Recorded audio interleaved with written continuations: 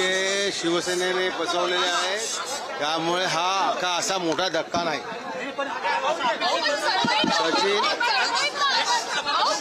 सचिन अहिर काय मास लीडर नाही।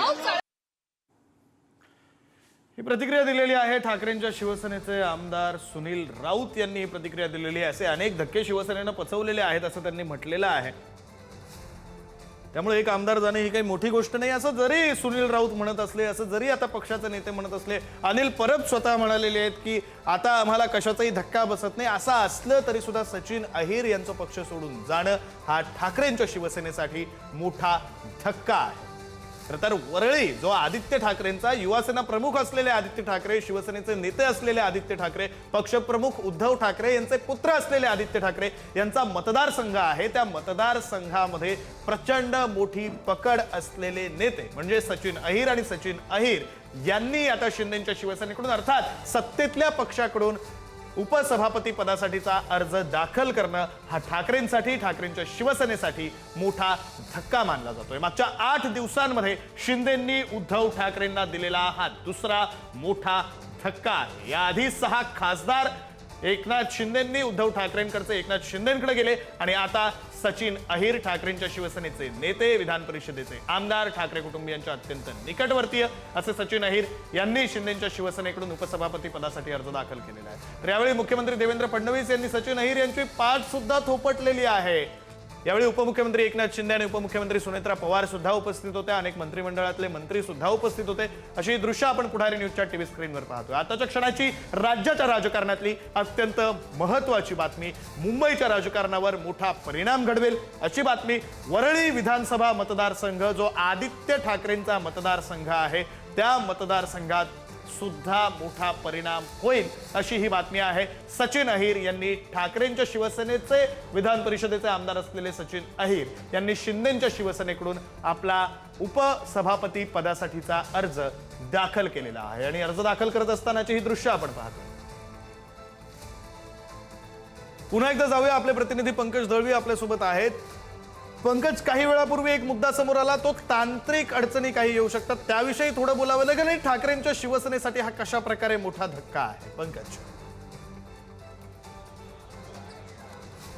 विक्रांत, ठाकरेंच्या शिवसेनेसाठी हा निश्चितच मोठा धक्का आहे। कारण एक तर आदित्य ठाकरे हे शिवसेनेचे उद्धव ठाकरे यांच्याचे प्रमुख नेते आहेत आणि आदित्य ठाकरे ज्या मतदारसंघाचं नेतृत्व करतात तो मतदारसंघ म्हणजे वरळी।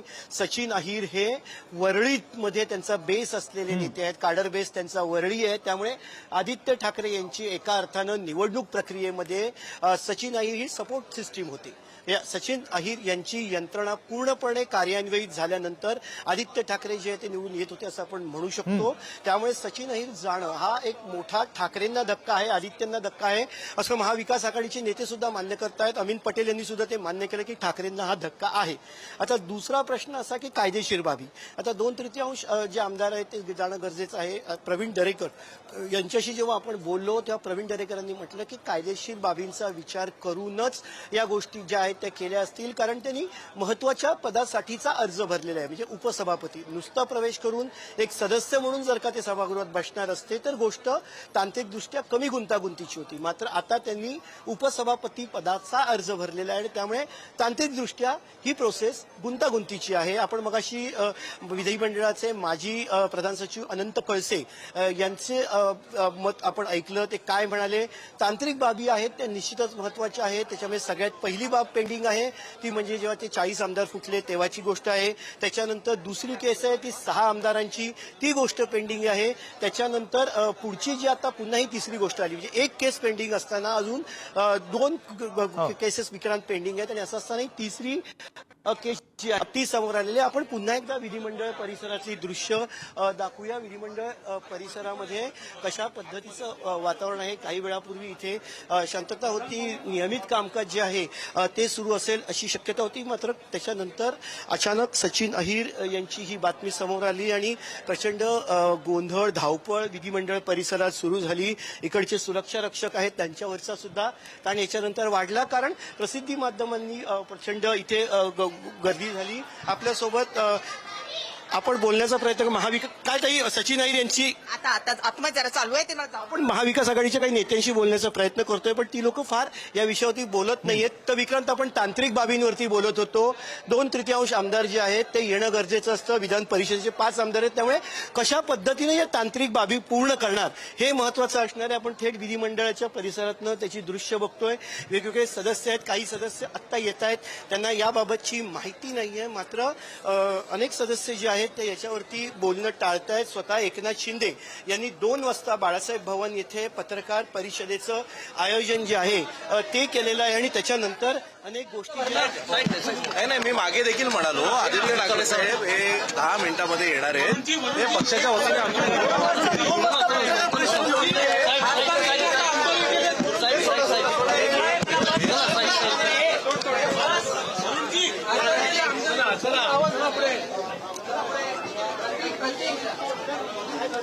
वरुण सरदेसाई यांनी प्रतिक्रिया दिलेली आहे. त्यांनी असं म्हटलेलं आहे की आदित्य ठाकरे 10 मिनिटात येणार आहेत. ते अधिकृत प्रतिक्रिया देत पदाचा अर्ज दाखल करण्याची वेळ होती. त्यासाठी मुख्यमंत्री देवेंद्र फडणवीस, उपमुख्यमंत्री एकनाथ शिंदे, सुमित्रा वहिनी आणि आम्ही सर्वजण उपस्थित होतो. आज कुणाचा फॉर्म भरणार याची उत्सुकता सर्वांनाच होती. परंतु एकनाथ शिंदे साहेबांनी पुन्हा एकदा एक ऑपरेशन उभाट्याचं केलं आणि त्याच्यामध्ये सचिन अहिरचा उपाध्यक्ष पदासाठी, उपसभापती पदासाठी अर्ज आम्ही दाखल केलेला आहे. सचिन अहिर मूळ शिवसैनिक, तो त्यांनी पक्षांतर केलं नाही तर शिवसेनेतच प्रवेश केलेला आहे. म्हणून त्यांचं स्वागत एकनाथ शिंदे साहेबांनी केलं आणि आज मला वाटतं हा खऱ्या अर्थानं उभाट्यामध्ये असलेला असंतोष पुन्हा एकदा आपल्याला पाहायला मिळालेला आहे. आता याला उभाटाचे नेते काय नाव देत आहेत हे पाहणं उत्सुकताचे असेल. ते म्हणतात पदासाठी पैशांसाठी शिवसेनेमध्ये जातात. आम्ही ऑपरेशन करण्याच्या आणखी मानसिकतेमध्ये नाही होत. हे जे येत आहेत हे त्या ठिकाणी त्यांची मानसिकता आता ढासळलेली आहे. पक्ष नेतृत्व काय करते किंवा तिथं कार्यकर्त्याला काय सन्मान मिळतो हे त्यांनी पाहिलेलं आहे. सचिन अहिर हा काय काल परवाचा कार्यकर्ता नाहीये. तो राज्यमंत्री राहिलेला आहे. एक वजन त्याचं वरळी भागामध्ये आहे आणि अशा कार्यकर्त्याला सुद्धा दाबण्याचा जो काही प्रयत्न झाला होता त्याचा हा स्फोट झालेला आहे.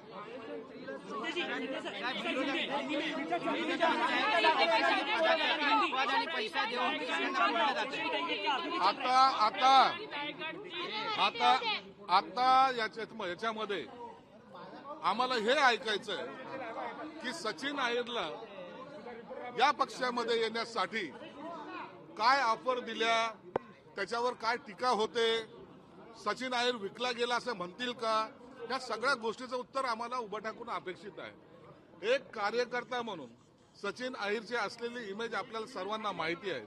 म्हणून सचिनने घेतलेला निर्णय हा खऱ्या अर्थानं शिवसैनिकाची भावना त्यांनी या ठिकाणी व्यक्त केलेली.